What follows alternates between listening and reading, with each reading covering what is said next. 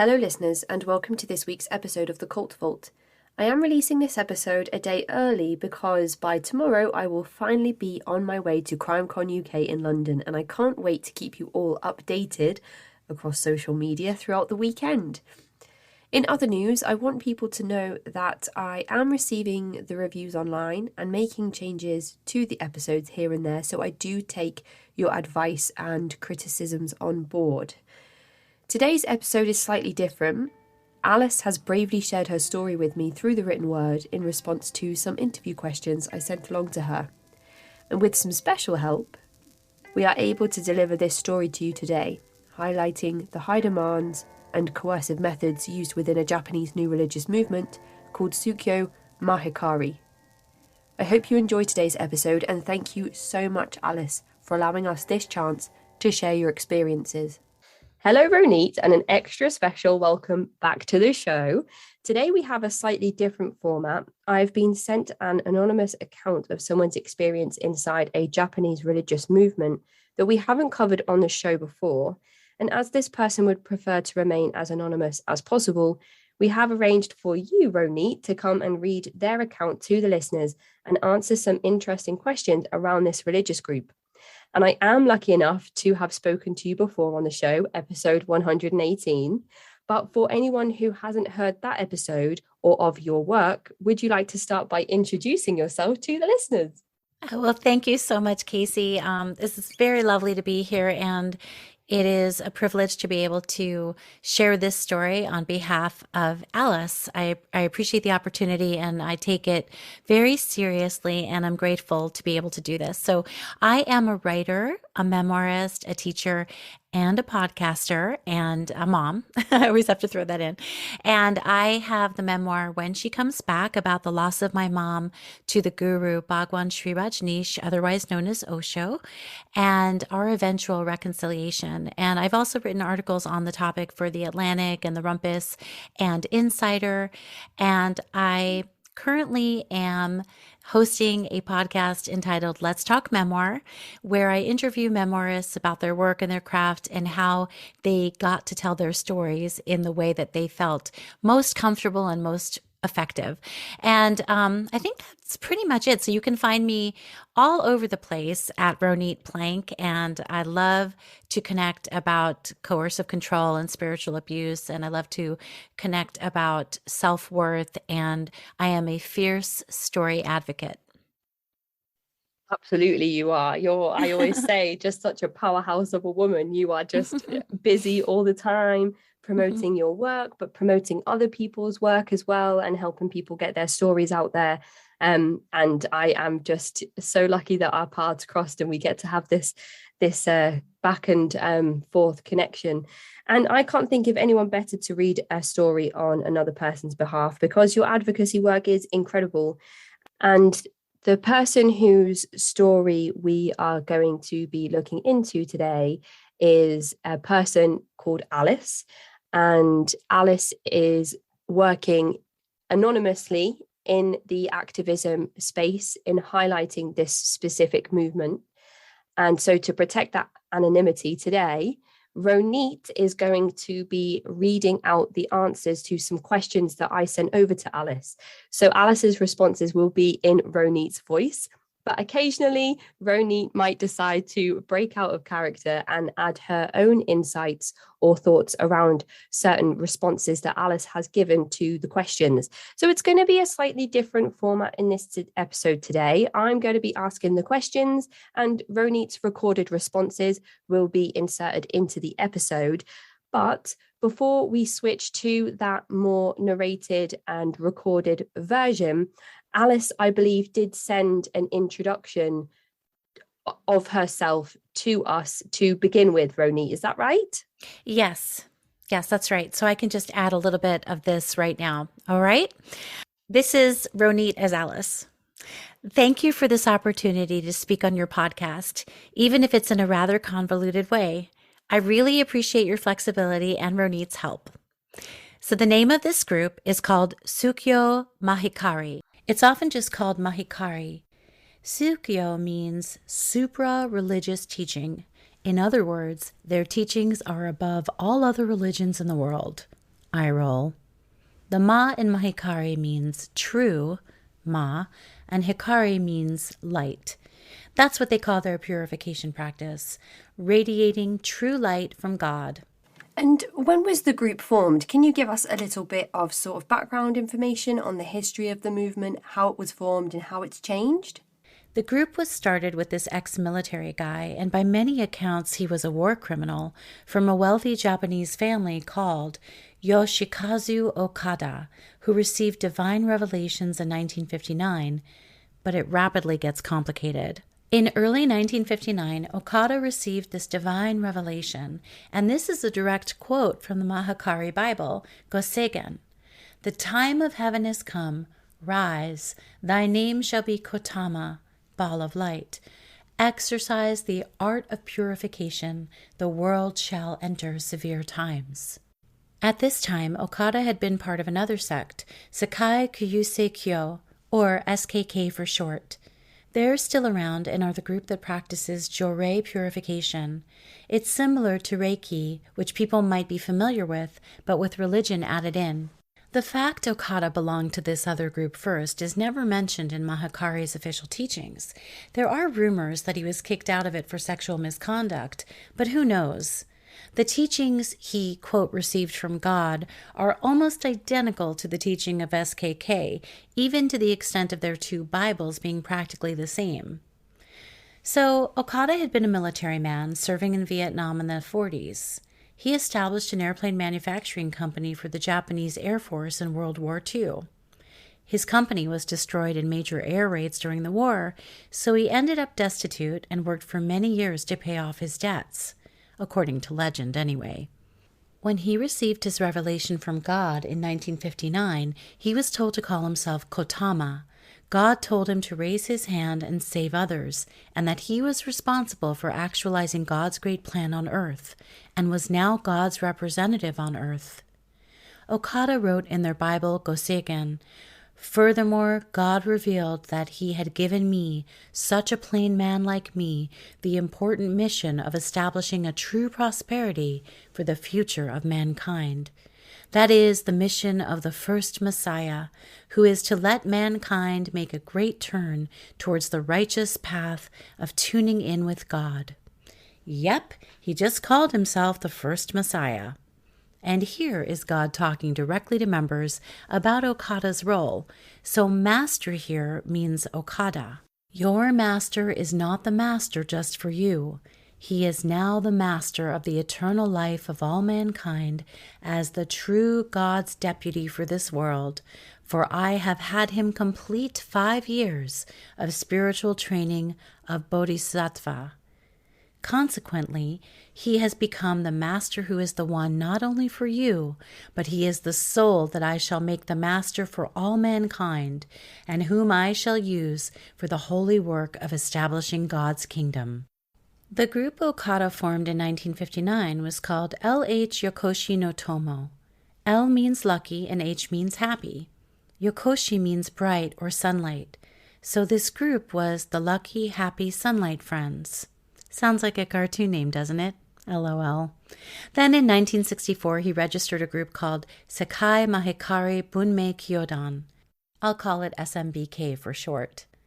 Eventually, after going through a bunch of different holy names, Okada settled on Squin Ushi-sama, which means Great Savior. The group grew and eventually spilled out of Japan, especially during the 1970s, when all things mystical and Eastern had an extra appeal to the West. Okada even met the Pope for a few minutes. A photo of their meeting is plastered everywhere in the group, and purchased honors for himself to look like he was great. Okada died in 1974, and then there was a legal fight for succession over the group between the guy who had been appointed as Okada's legal successor and Okada's, quote, adopted daughter, Keishu Okada. Rumors are that it's more likely she was his mistress. The court case went on for years. Eventually, in 1978, the appointed successor was allowed to continue as the leader of Okada's original group, SMBK, and Keishu started Sukyo Mahikari, taking about 3/4 of the SMBK members with her. SMBK still exists, by the way. They're more often called the World Divine Light Organization and have 8 centers in North America. Members were never told about this legal battle, nor that there was more than one Mahikari organization. I remember the shock that went through our center when we heard about this history over 20 years later. Some people left in disgust as a result. Remember that this was before the internet was around, so we didn't have access to the level of information that's out there now. So there are other Mahikari groups, including a few other much smaller ones. There's even a couple of one and only Mahikari main world shrines around Japan. LOL. Keishu called herself, God gave her, the name O Shien Ushi-sama, which means great teacher or something like that. She retired from her role in 2009 and died in 2016. Since 2009, there's been a third guy in charge, Mr. Ku Okada. His reign is past my time there, so I don't know much about him, but I gather he's been a member of the group since he was a teenager and was big in their youth group, Mahikari Tai. And is there a single leader of this movement? Yes, there's always just one person who is at the top of the group, who is divine. First Okada, then Keishu, then Ku. They are the only ones who can prepare all the holy pendants, apparently, and they're the channel for God's purifying light, which flows from God to the leader, then out to members. Each major region has a head leader as well, called a bucho. So there's a bucho for the North America region, one for the Australia-Oceania region, one for the Africa region, and so on. They can be manipulative, charismatic leaders as well, and wield a lot of influence. As they're in direct contact with more members, unlike the holy leader off in Japan, they have a more immediate impact on members. The Emperor of Japan is also seen as of divine lineage, so the Japanese royal family is sort of a side player in this game. Members are called Kami Kumite, which means hand in hand with God, or Kumite for short. What are some of the core principles and practices of the group? Is there anything that might make it different or unique from other new religious movements? This will take a while. It's very different from anything Christian-based and complicated. Mahikari's God is called Su God. There's also a bunch of other names for God which are longer and complicated. Su God is a bit easier to say, so Mahikari is monotheistic, but they're also pantheistic, with lots of sub-deities, both at once. They have a mishmash of teachings and influences from a wide range of groups, but especially Shintoism, Japanese Buddhism, Japanese folk religion, shamanism, animism, and spiritualism. There's also New Age stuff and talk about Jesus and the Christian Bible in there too. The basic tenet of Mahikari is, the origin of the world is one, the origin of all human beings is one, and the origin of all religions is one. The origin of all humans and the world is Japan, by the way. The basic deal is that the world is entering severe times. The baptism by fire and the good fire lineage gods, who are male, righteous, and strict, have been led out from behind the rock door of heaven, where the water lineage gods, who are female, slack, and evil, had them locked up. The world and all of humankind are really polluted and disgusting, and we need to be cleansed so we can help to create the new divine era. There's a lot of serious compensation and cleaning to go through first, though, which Mahikari calls misogi harahi. Here's one of the many teachings about it. The I here is God speaking directly in their Bible, Goseikan.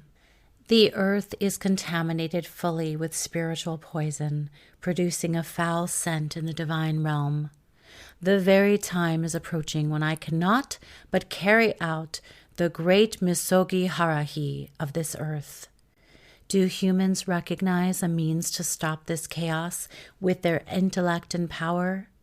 Unfortunately, they do not. They will end up being blown away. So, Sukyo Mahikari has the mission to find and nurture, quote, seed people for the new holy civilization and basically help the new divine era come about, uniting all people and religions in the world.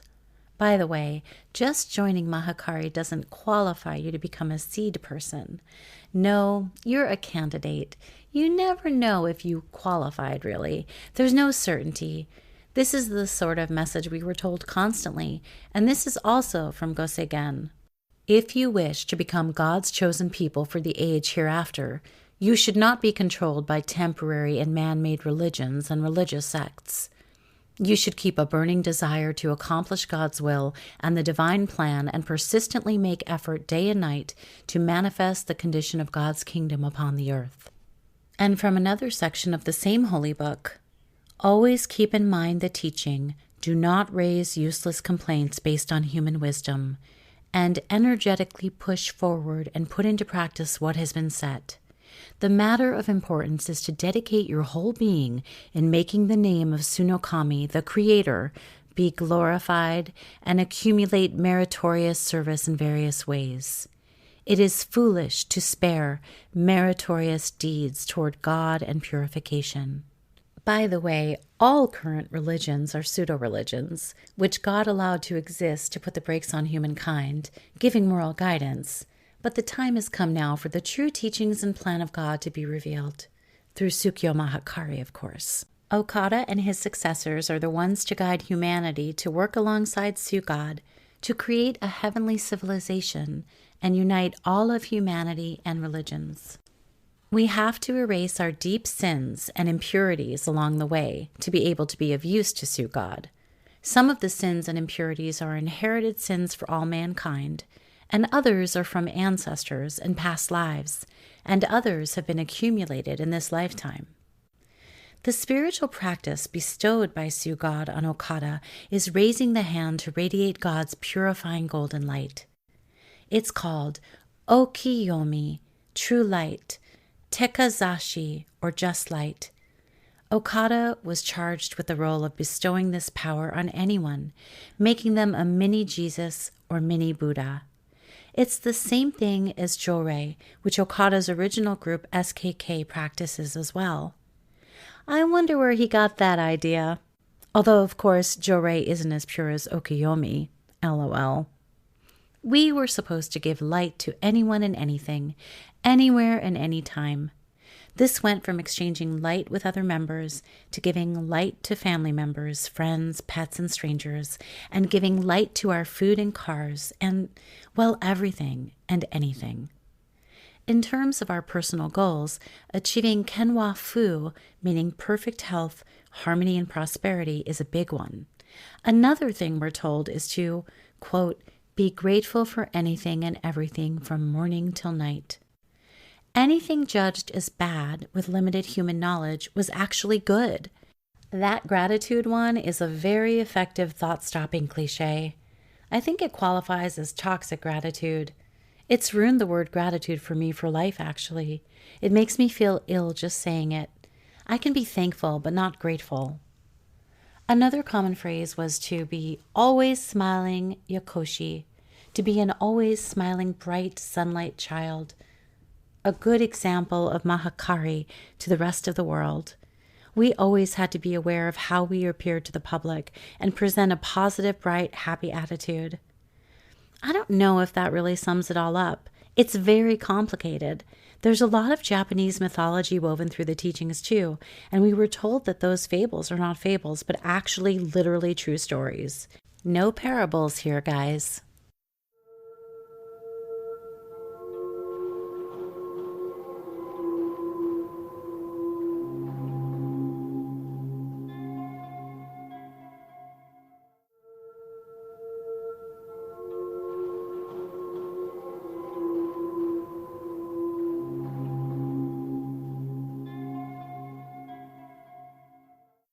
And what is a Mahikari center like? Do they have an altar? Is there any more notable things that you might recognize if you were to walk into a place of worship for Mahikari and kind of know where you were?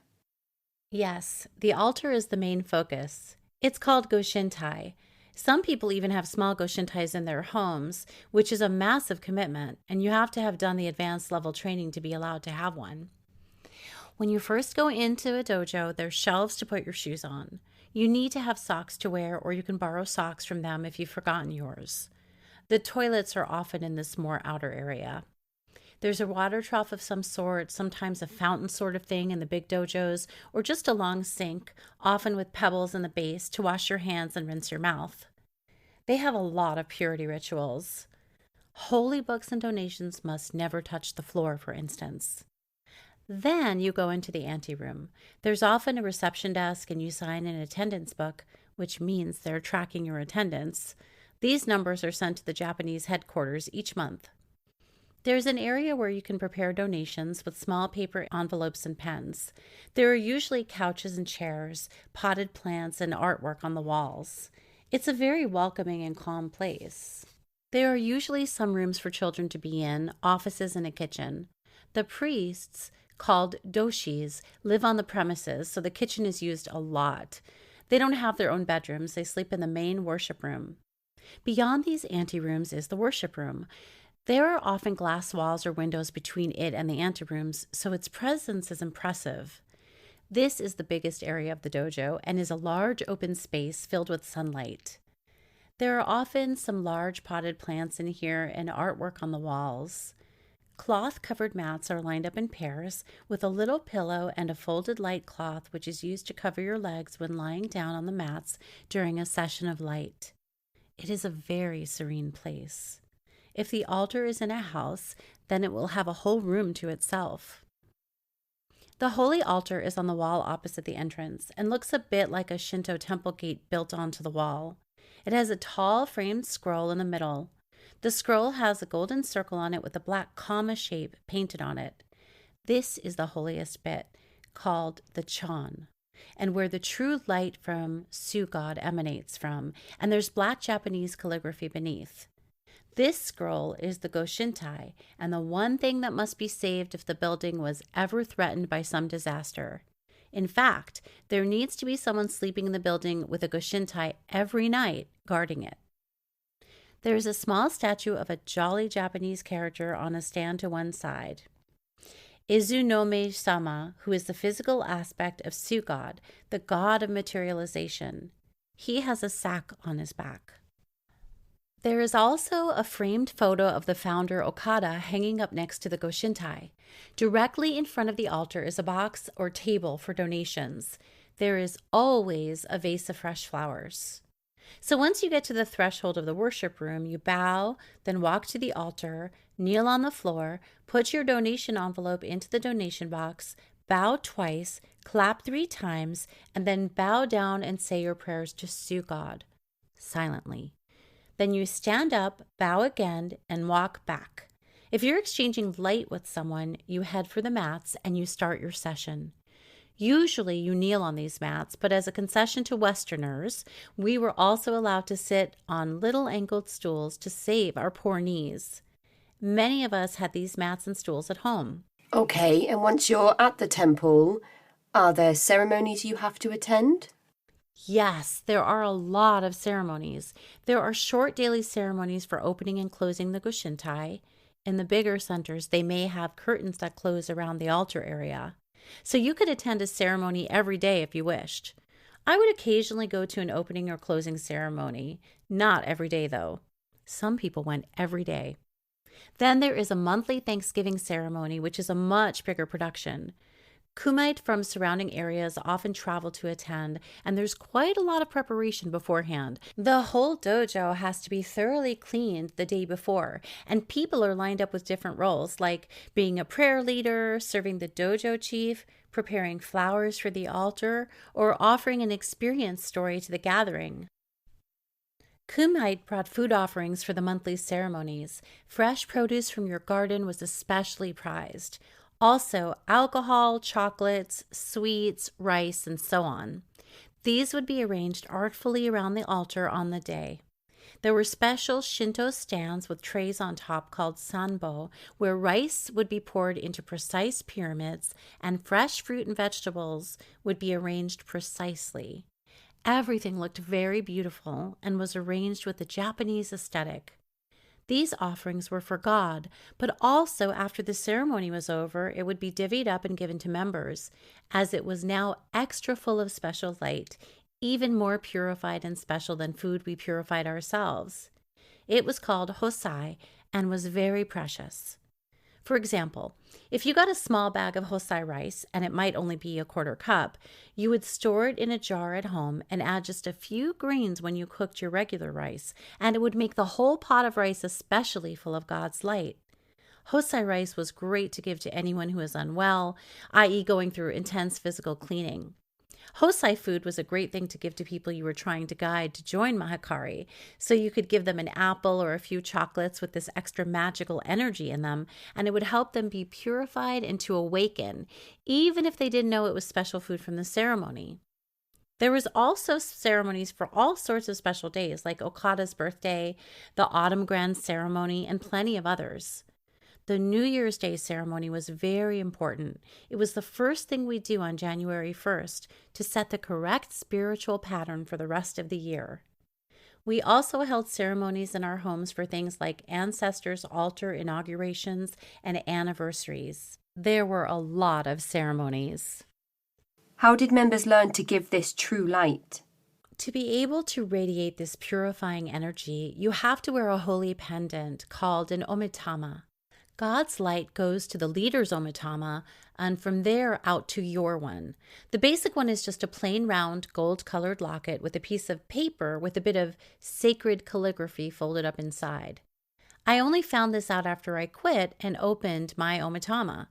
We were never allowed to open them as members. You wore it around your neck on a secure chain, and it had to be wrapped in all sorts of protective layers of purified paper and then plastic wrap, then a waxy film called parafilm, and then put in a crocheted sack and then a little fabric bag and pinned shut. Then you pinned this wrap pendant into a pocket you sewed into your bra or singlet. The omitama wasn't allowed to get dirty or wet or touch the ground or a seat or anywhere on the body below the waist. It mustn't be back to front either, so the front of the pendant was always marked on the wrappings.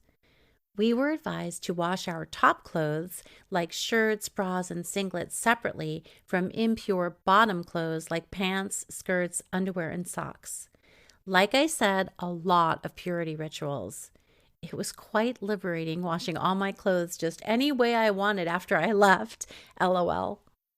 If you dropped your omitama or touched it anywhere below your waist, or it got wet or damaged, that was an omitama accident. Sometimes God sacrificed your omitama to save your life, like in an accident, but almost all the time it was a bad thing to happen, a sign that your innermost attitude, or sonen, was seriously off, that you'd been doing things the wrong way or committing something bad like adultery. Your omitama would have to be sent to Japan to be purified again and fixed, accompanied by a very large donation in apology. And you'd be interviewed by the most senior staff members to find out why this had happened, what the error in your sonen was. You weren't able to give light, of course, until you got your omitama back from Japan, which could take ages. Sometimes the regional bucho was allowed to repurify them too, but it still took ages to get it back. Everyone gossiped about you too. It was a shocking event. And so I never had one, despite being so clearly disturbed, LOL. You were permitted to receive your omitama at the end of their primary initiation course, which is called Kenshu. Nowadays, they call it the Spiritual Development Course. So, you were told this pendant was more precious than your own life, and it provided you with God's protection, as well as the ability to radiate true light to anyone and everything. We purified our groceries, neighborhoods, gardens, and cars. We even purified accident sites to save any earthbound spirits trapped there. There were a lot of rules about omitama and the anxiety around its care and the withdrawal of God's protection when we took it off for showering or swimming or playing rough sports. This instilled a lot of fear. We often had nightmares about it. When people receive light, especially on the soul spirit, third eye position, they sometimes rock or sway. This is seen as an effect of the light and or attaching spirits. I'm convinced it is nothing more than the ideomotor effect, which is the same thing as seen in dowsing and pendulum divination. It's where a small natural movement of the body gets amplified and suggestion plays a part. Like we'd tell new people that if you find yourself swaying or rocking back and forth a bit while you receive light, that's okay. That's normal. Here's a quote from the primary course textbook. Give light courageously. God is not pleased when omitama is idle. In other words, it is important to devote yourself to help bring salvation to people and to society with your omitama based on the divine teaching, give light any time to anyone or anything. Then you will see the opening of the door to a wonderful world of miracles that you have never experienced before. They believe everything has a spiritual aspect, from rocks to machinery. Ancestors, past lives, and attaching spirits are very real. Did you ever experience any miracles personally? Yes, there were times when I thought I had, like pain disappearing after receiving light, or a sore throat getting better after a session. One time I got gold dust on my hands during a ceremony. My hands felt really swollen and they were all glittery, but a lot was made of that. That was a real miracle to us. And of course, you're in a high emotional state, and everyone around you is excited at this physical manifestation of true light. It seems real. Now, I think all these things can be explained by more mundane reasons, like sweat drying on my hands, not the effects of God's true light. What are these attaching spirits? That sounds so weird. They're spirits that literally attach to your body. They might attach to you because they were lonely or fond of you in a past life or for revenge. They can cause disease and mental illness and can even make you see things that aren't there, like making you see red traffic lights as green to cause car accidents. 80% of physical disorders and illnesses are caused by them, so solving spirit disturbance is a major focus. This was done by receiving light and dojo staff conducting spirit investigations. That's where the senior staff giving you light on the forehead would speak to the spirit. People would often sway, nod, or shake their heads or make other movements while sitting there with their eyes closed and hands together in the prayer position. Some people would speak during this process. If the attaching spirit was Japanese, you might even answer the staff members' questions with "Hai" instead of "yes."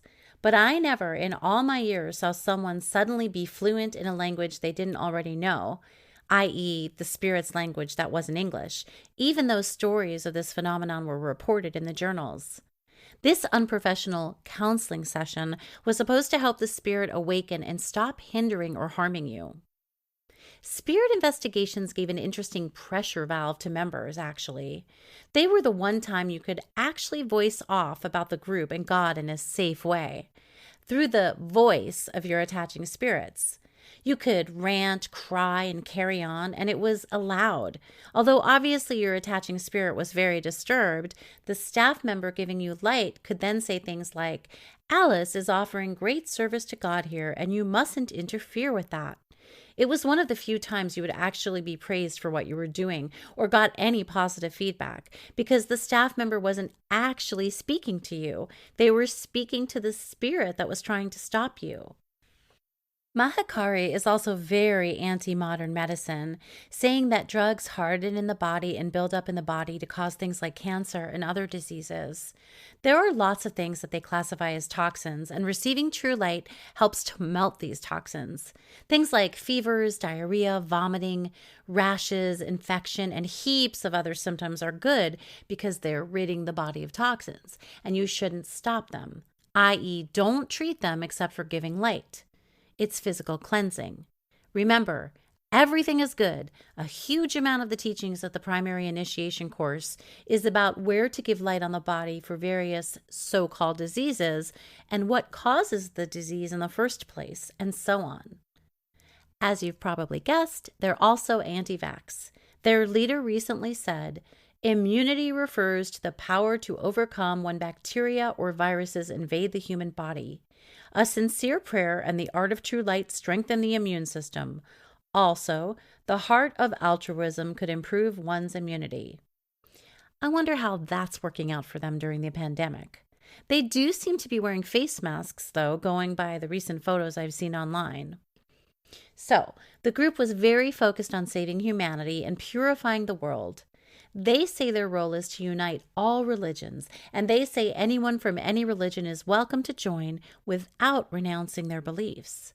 But once you're in, you learn that if you're really enlightened, you'll see that Mahikari is the one true super religion, the core from which all other religions are derived.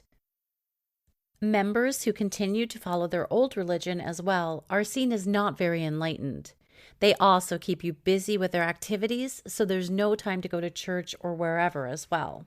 The few Jewish rabbi or Catholic priest kumite are paraded in public when the media gets too inquisitive or critical to prove they are inclusive. They do a lot of environmental stuff with organic farms and so on. The Japanese HQ sometimes purchases land around the place for yoko gardening, which is basically organic gardening combined with true light and divine principles. They are often praised for tree planting initiatives, picking up rubbish, and reforestation programs and stuff like that. Their New York headquarters, for instance, was one of the city's earliest green buildings, very energy efficient. It's a beautiful building. That's how they get positive media and social acclaim, and a lot of people are drawn to them for these activities. It was part of the appeal for me. Well, what about ancestors? Are they actually worshipped in Mahikari? No, they're not worshipped. But we had a very clear responsibility to actively look after them in the astral world and help them to elevate spiritually. There is a very strict family spiritual lineage in Mahikari.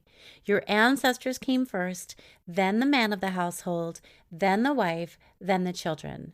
This was correct order and likened to a river. Husbands were upstream to their wives, and children were downstream to everyone. Most serious Kumite had ancestors' altars in their homes, and they were a lot of work. Other religions who have traditions of caring for ancestors were criticized within the group because they might only give food offerings to their ancestors maybe once a year on special feast days, and they might be uncooked rice and raw vegetables. Who would want to eat that? Well, we did it properly, giving them a cooked meal every day. What did these altars look like? They look like the Japanese Buddhist Butsudan or simple Shinto Kamidana altars. You can find pictures of them online. They were small rectangular altars about 15 inches high, with doors at the front and stepped shelves inside where the ancestors' name tablets stood. There was a light inside and a shelf that pulled out at the front to put their dinner tray on, and a drawer underneath for cleaning cloths and stuff like that. The altar had to be placed very carefully in the home. It had to be on a shelf in the highest place, i.e., top floor of a multi-story house, and the top of the writing on the main name tablet had to be above the tallest person's eye level, and the foot of each bed couldn't point towards the altar. You also couldn't display photos of anyone who had died within the last 30 years, as that would make it harder for them to give up attachment to their past life. We had all this cute stuff for ancestors, like a little tray with tiny cutlery and stemmed liqueur glasses as mini wine glasses, and tiny plates and bowls and mugs. Everything had to be new. Every main meal, they got a bit of everything we were having for dinner, and it had to be the best bits too, not just scraps, plus a splash of wine and maybe a cup of tea or coffee. Also, an unlit cigarette in a little ashtray, plus fresh flowers in a tiny vase. Their food absolutely could not be microwaved, as microwaves destroyed the spiritual essence of the food, which is what the ancestor spirits were eating. I'd ring a special bell a few times and then call to the ancestors saying their dinner was ready. After they'd had dinner, we gave them a good half hour at least, we could remove their food from their plate and eat it, and their dishes all had to be washed separately from our regular dishes. I had to open the altar every morning and close it every night, do their daily meal, give fresh flowers and things like that, and inform them when we were going out or had come back home, give them light, read them prayers, heaps of daily interactions and responsibilities. I still have nightmares about my ancestors' altar, actually. Any Kumite listening to this will know that my nightmares are actually warnings from ancestors telling me how badly I've gone wrong and that I need to set their altar up again. Yeah, I know, I'm so bad, lol. Not gonna happen. In fact, everything I'm saying here is evil attaching spirits speaking. Not me, not someone with over 10 years of experience in this group who is looking critically at what they are actually doing and saying. Yep, attaching spirits. Is Mahikari one of the main religions in Japan? No, although they'd love that to happen. The most popular religions in Japan are Shinto and Japanese Buddhism, and there's also a lot of Confucianism and Christianity. Mahikari is part of the wave of Japanese new religions seen after World War II. There are thousands of new religions which flourished when they were suddenly able to get tax-free status. Not all of these fall into the cultish category, but Mahikari definitely does, in my opinion. Mahikari says they have over 1 million members worldwide, but I seriously doubt this figure. They don't reveal exact membership numbers to anyone, not even to members. I know that many of the smaller centers outside of Japan have closed over the last 10 years or so, or downsized from being in rented premises to being in someone's home. Most members are based in Japan, but they are also big in Brazil and have centers or dojos across the world. They have 20 centers in the USA. I haven't been able to locate census figures for the states, but my dojo had about 50 to 60 members on average. The Australian census from 1996 listed only 668 members nationally, dropping to 513 in 2001. In New Zealand, they only recorded 111 members in 2001. So I'm sure their actual membership numbers are much lower. No one I speak to has ever heard of them, so they certainly don't rank highly in cultiverse consciousness and don't have 1 million members worldwide.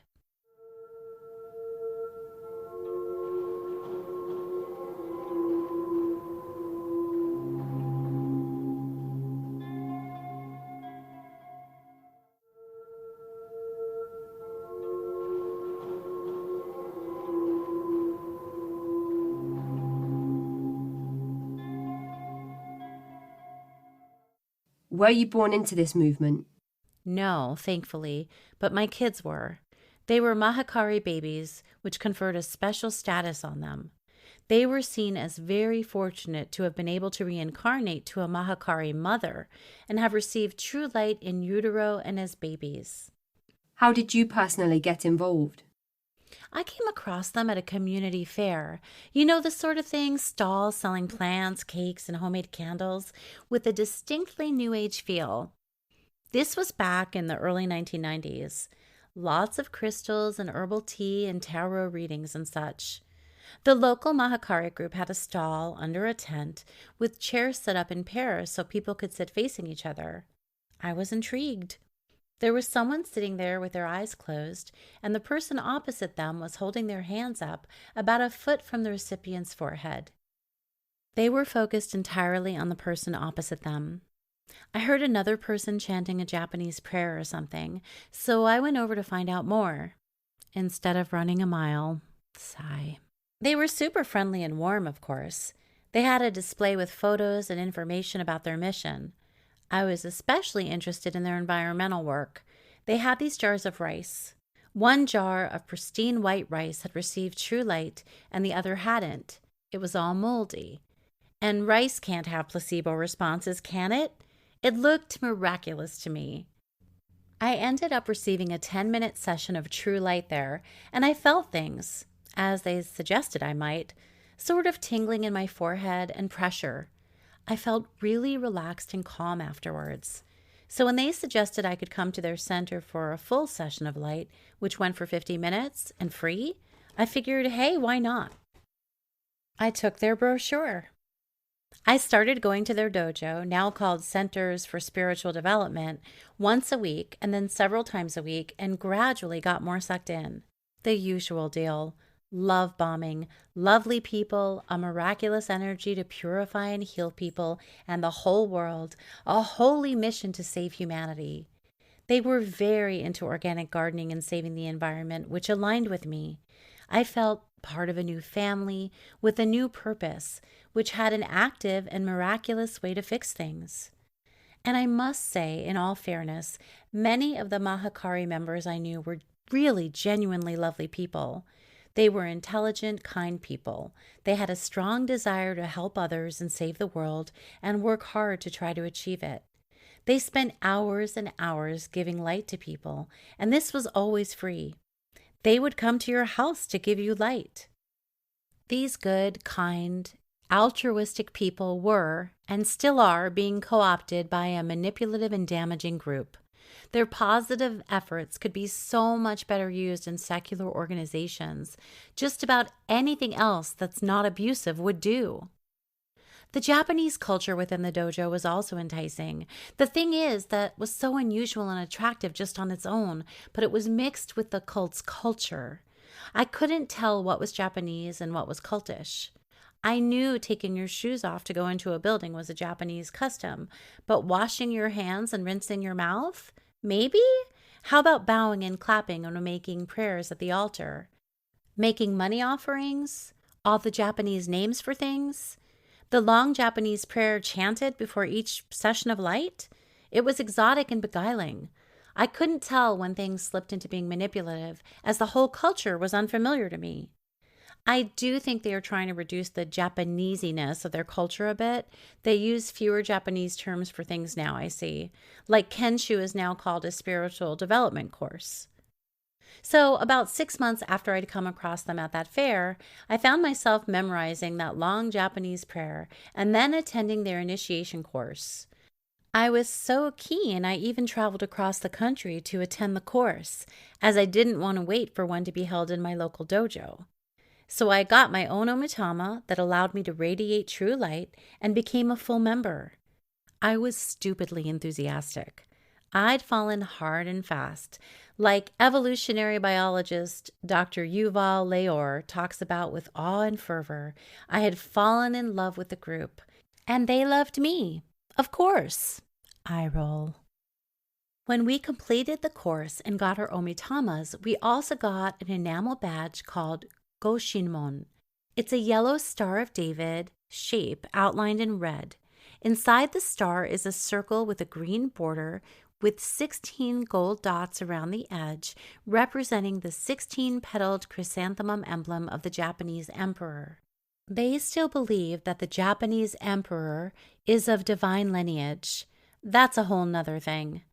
Anyway, inside the green circle is a white circle representing heaven, with a gold center, God, and a red vertical line, fire, and a blue horizontal line, water.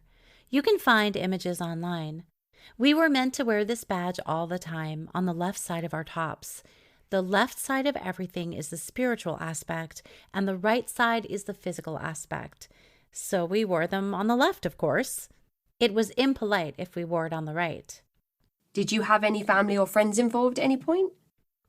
Yes, but happily, most have left. I brought several friends into the group, and my brother. My brother didn't last long as a member, thank goodness. He saw through the shit. I was disappointed when he left, of course, because it was fun having someone in the family to share it with, but I wasn't about to cause a rift in my family over it. There is a high dropout rate, and it's seen as, well, God's given you this golden opportunity, but you've chosen to reject it. And they were ghosted. Years later, after I left, he told me that when he quit, they told him, people often get cancer when they leave, you know. Yeah, nice. Sure, you can leave any time. Just overcome the fear they instill. He hasn't ever had cancer, by the way. I had to bring a certain number of recruits in to qualify for the second level course. There are just 3 levels: basic, intermediate, and advanced. You could only attend advanced at the group's HQ in Japan, so you had to be very committed to do that one. I did the intermediate course a few years after I joined. The omitama for that is bigger and has an enamel design on the front with sort of a landscape picture on it. It gives a better quality of stronger true light, too. The others I brought have left too, except for one woman who was a friend of a friend. She fell hard and won't ever get out, I suspect. I feel really bad about it. Once someone has been a member for over 10 years, they're less likely to quit, so I'm a bit of a rarity. I don't have any contact with any members anymore. What was education like during your time there? Not just for yourself, but for others involved. There were a lot of classes. There were prep for Kenshu classes. A big part of them was learning the main world prayer, Amatsu Norigoto, which took over a minute to recite. It wasn't even in normal Japanese. Japanese people couldn't understand it, as well as us Americans. We had no hope. We were told it was this super ancient holy language. The spirit of the word was a big deal with them. You had to enunciate each syllable clearly and use beautiful language all the time. Swearing was definitely out. That's why I swear so much now. Fuck that shit, LOL. We were also told we had to memorize the prayer because what if we were attacked or in danger and didn't know the prayer off by heart? How could we chant it and protect ourselves? We didn't want to be fumbling for a piece of paper with the prayer printed on it at a time of crisis. It had that much power. So the fear indoctrination started early, even before we joined. It took over a month to memorize. I can even still recite bits of it now. We said it many times a day, and before every session of light, as well as when we purified our groceries and so on. Alice has kindly provided us with a YouTube link to this that you can go and watch by following the link in the episode description if you would like to feel brave and check the video out. Then there is the actual Kenshu, spiritual development course, which runs for 3 long days in a warm, soporific atmosphere with no time for questions. It was okay to fall asleep too during it. Great way to get weird beliefs into your subconscious while your logical brain is unhooked. And a lot of people reattend too. So even if there's only, say, 7 people attending to join, many kumite reattend and help to run the event, and kumite from further away will travel to reattend too. So you might have hundreds of people there, all bolstering you, cheering you on, literally. The 3 initiation courses had hefty payments. Donations that you were permitted to offer. There's the basic primary Kenshu, then intermediate, only offered in your regional HQ, and then advanced, which was only offered in Japan. In advanced Kenshu, you learn about stuff like Atlantis and Mu, which are real, and the prophecies of Nostradamus. It gets a bit crazy at that level. You need to be very deeply embedded to accept what they tell you in that one. In dojos, there are usually various study groups, sometimes to study teachings or ones for parents to help with how to raise yokoshi children, or for teachers, or for their various youth groups. There aren't fees associated with these, but of course you offer donations and gratitude every time you attended one at the dojo. Are you expected to recruit or fundraise or any of the other things that we might see in high-demand religious groups? Definitely expected to recruit. We were on the constant search for candidates for seed people. It was relentless. Anyone you had contact with was in your path for a reason, and you had a duty to talk to them about Mahikari. We were told, what if the world was at the peak of the baptism by fire, and we were okay, saved by God, and people we knew were being destroyed and suffering, calling out to us, "You knew something that could have saved us? Why didn't you tell us?" So we were told we had a duty to overcome any personal resistance, which was caused by spirits anyway, to speak the truth to anyone and everyone, all the fucking time. It's so embarrassing. I did stuff that drove friends away. I deeply regret that. Just by being weird, having my old personality change so much, talking about the cult and offering to give them light, or explaining about my ancestors' altar, which you couldn't miss when you stepped into my living room. I would approach anyone in public who had been injured or looked ill and ask if I could give them light. They were usually so startled that they would let me.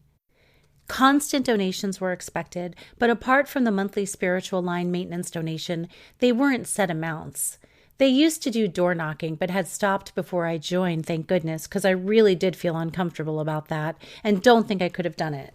Is there any notable propaganda involved? Yeah, they have pamphlets which they give out at community events if they have a stall or something. You could also hand them out to friends or random people you spoke to. Each region also publishes a monthly magazine which members pay to subscribe to, but is also used for guiding people. We were encouraged to buy extra copies to give to people we were working on, or to leave them in places like doctors' surgeries. The journal had teachings in it and lots of members' experience stories.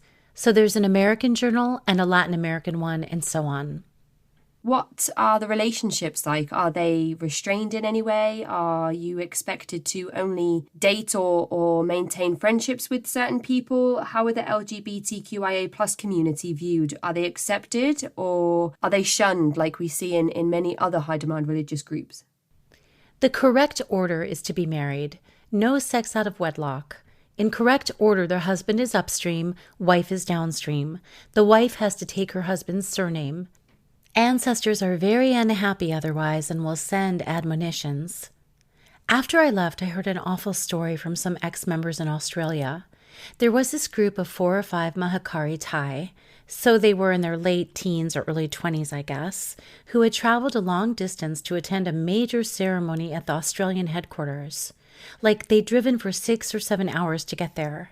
Mahikari Thai are really held up as shining examples of devoted Kumite, our hope for the future. They helped with running the ceremony in their smart uniforms, standing to attention, being helpful and kind. They were highly praised for having come so far to attend and for being so devoted and righteous. And then, on their way home, they were in a car accident, and they all died. Everyone was in shock. How could this happen? What happened to God's protection? They were Mahikari Thai. And then the dojo staff told everyone that, well, these Mahikari Thai members had been engaging in unrighteous practices, having sex outside of marriage, and this was God's cleansing. They deserved it. And suddenly they were the bad guys, the Mahikari Thai who were actually rotten to the core, who deserved to die. I just can't even. That is so fucked up. From what I saw, the LGBTQIA community was superficially accepted. I knew a couple of gay guys who were Kumite, but the official teachings were that it was Kya Kuho, back to front, not the correct way, and against God's will. It was viewed as being caused by attaching spirits. So I'm guessing any members on that spectrum would have been counseled to receive a lot of light and do a lot of divine service to, quote, solve their spirit disturbance. I'm not sure what sort of pressure they received from staff in private. Plenty is my guess. The more recent rise of LGBTQIA rights has happened since I left, so I can't really comment on how the group responds now. But their basic teachings won't have changed. I imagine that they'd be pretty unhappy about marriage equality. The male is represented by the vertical line in the cross, yang energy, fire, and the female is the horizontal line in the cross, yin energy, water. By combining fire and water, male and female to form a cross, a child can be born. Everything is very symbolic in Mahikari. So a gay marriage would be 2 vertical yang fire energies combining, which is gyakuho, the same for a lesbian marriage. 2 horizontal yin water energies combining, also wrong. This is just my interpretation of what their likely response to homosexual marriage would be based on what their teachings are on marriage and sex. What about your free time or leisure time? Do you have any of this left? Are you allowed to participate in other types of activities, or is all of your time given to the church and church-related activities? Have holidays when you've gone to the astral world. For the first 49 days after you died, you could go anywhere and do anything. So they would expect that you'd save your frivolous holiday time for then, after you died. You are told to make a bit more effort than is comfortable, but more was always better. And other teachings would say to make constant efforts. The crisis point was coming any second now. They've been saying that since 1959. There's no time to be slack. If you did go away on holiday, you were encouraged to continue divine service while you were away, like visiting the dojo in another city, or giving light at a notable battle site to help save the earthbound spirits there, or attending a ceremony, or at the very least take your prayer book with you and study it every day. Stuff like that. Just going away to relax and have fun wasn't really the thing to do. It showed you weren't that serious. Are you expected to dress or eat in a certain way? Yes. Women especially don't wear black. Dress in a feminine way. Not trousers, but skirts and dresses. Frozen foods, no go. Microwave ovens destroyed the spiritual aspect of food. Food colorings were no good, putting toxins in your body. You were poisoning your children if you gave them brightly colored candies. We purified all our groceries. Hosai magic food from ceremonies. How, when, and why did you finally decide to leave? It was a gradual thing for me. Soon after I joined, I told myself that no matter how hard things got, I wouldn't let the evil attaching spirits interfere with my divine service, and I would never leave. That really wasn't a very helpful belief to be stuck in my head. I am extremely loyal, and the first few years were exciting and mostly enjoyable. But after this time, I really struggled with what I now know is cognitive dissonance, as well as my original personality struggling to resurface, plus massive fear, shame, guilt, and anxiety. I was told it was spirit disturbance. So many of the teachings were contradictory, and if I questioned them, I was told only highly elevated people could understand, and I should study more and offer more divine service. Over time, I got more and more stressed and depressed. I was doing everything because I had to. My struggles were labeled both spirit disturbance, the effects of my deep sins and impurities, and the resistance of evil spirits opposing all my good divine service. So I was good and bad at the same time? When I approached my upstream leaders, desperate for help, I was told to do more divine service. I was breaking to pieces, and they showed no sympathy. I allowed myself to not gloss over things that really bothered me, that didn't seem right. Like, I wrote an experience story for their journal, and it was edited to have miraculous events that hadn't happened and deep awakenings I hadn't had added. One time when I called a dojo chief for support, when I was struggling with a situation at home, they coldly told me that I mustn't be very elevated as I clearly didn't understand about the principles of cleaning the soul. A breaking point for me was they were pressuring my daughter to join up, as kids are allowed to become full members once they're 10. I think this is seriously wrong, allowing such young children to join. They are usually the children of Kumite and must have parental agreement, but it's still a bad practice. Children are welcomed in the group. There is always a children's room at the dojos, so parents, well, moms, could sit with their babies or young children to give them light without disturbing the people in the main worship room. We could be in there during ceremonies, and the proceedings were played over a loudspeaker in the room. There were parent groups and special training and teachings to help us raise Yokoshi children, the future of the organization and the new civilization. They have different levels of youth groups, and the one for young adults, Mahikari Tai, is quasi-military, with marching drills and uniforms and so on. There are a lot of teachings about raising youth correctly. So anyway, my daughter had just turned 10 and really hated being endlessly jollied along about how great it would be if she joined. She became more and more reluctant to come to dojo with me. They kept saying how great it would be for her once she had omitama, and she was a Mahikari baby born into the cult, so she had a special role. I didn't want to pressure her into joining. She should have wanted to join, and if I was being a good Kumite, I should have been encouraging her to join, but also she should just naturally have wanted to join if I was spiritually elevated. Despite over 10 years of service, it appears it wasn't enough. I was struggling myself and being pressured by the dojo staff to get her to sign up to the next initiation course was making everything worse for me and her. We started fighting over it. My husband was also really unhappy about it and didn't want her to join. So that was a breaking point for me, after years of increasing depression and stress. It's like I could take the abuse for myself, even if I didn't label it as abuse yet, but not for my daughter. I couldn't let them do to her what they'd done to me for years and years. So this situation with her helped me see what they'd been doing to me more clearly. Eventually, I became suicidal and went through a nervous breakdown. I went to my doctor and she started me on antidepressants.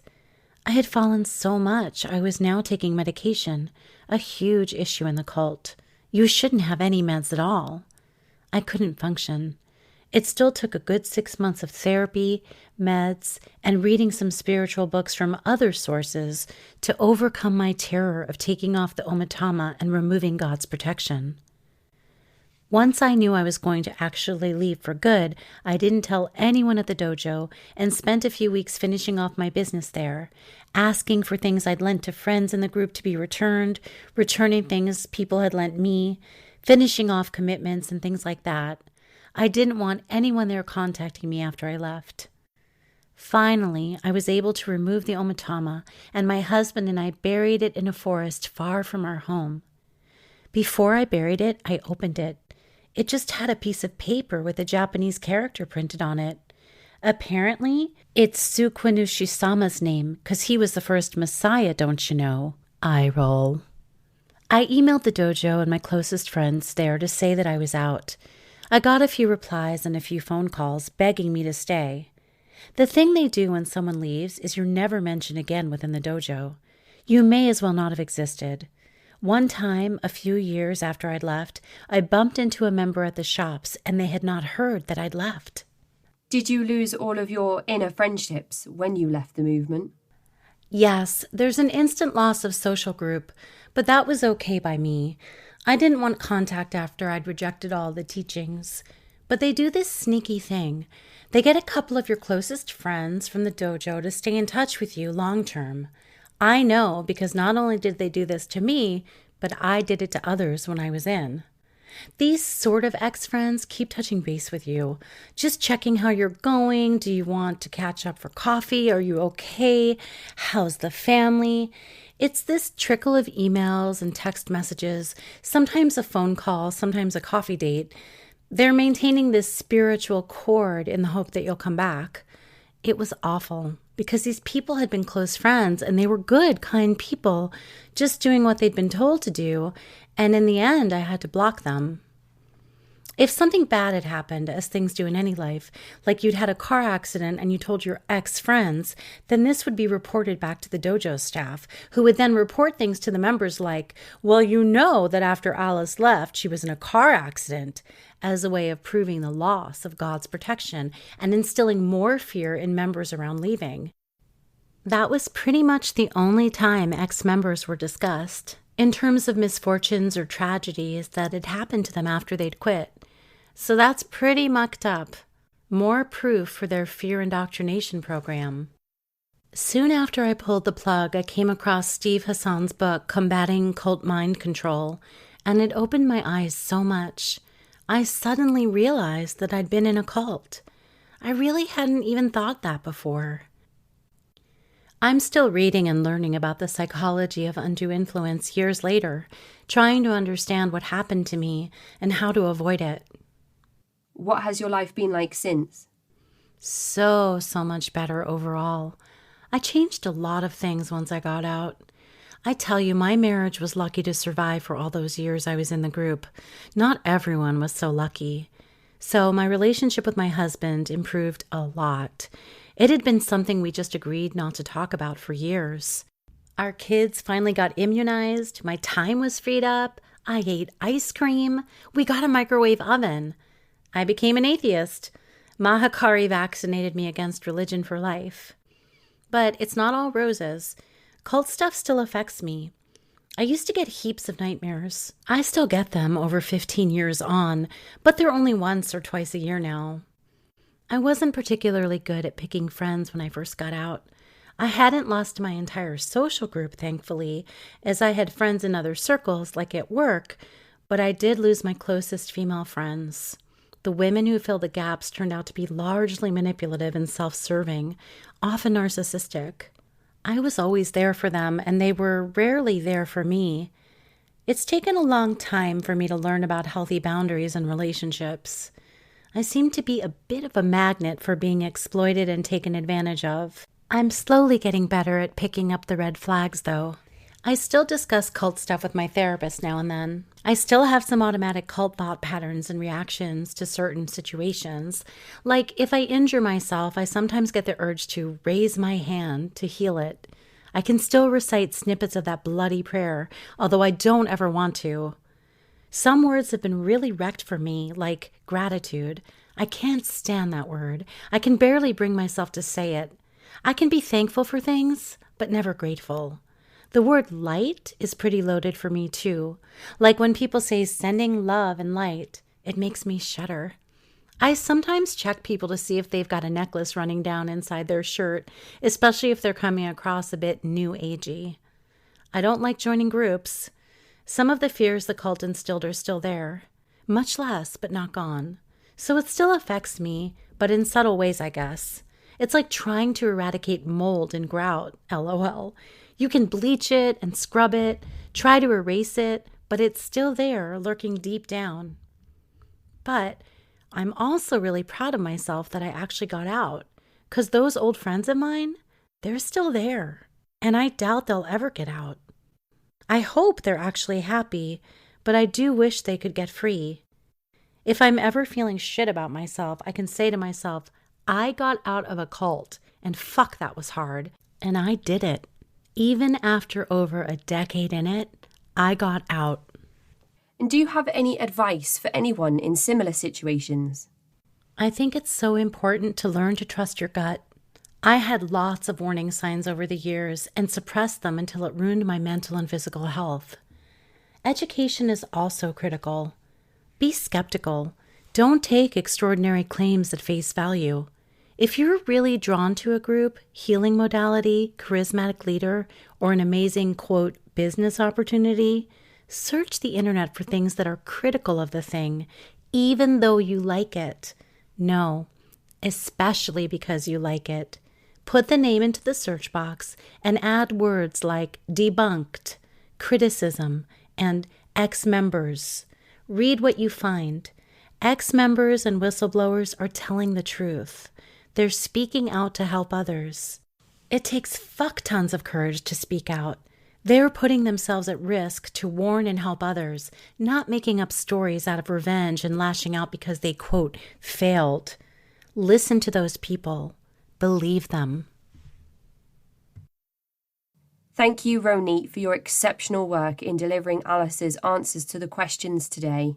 For anybody who would like to hear more of Ronit's voice, you can find all of her podcasts and her book in my episode description.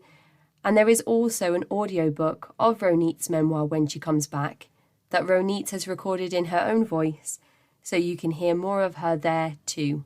Thank you so much for everything you do, Ronit. And thank you, Alice.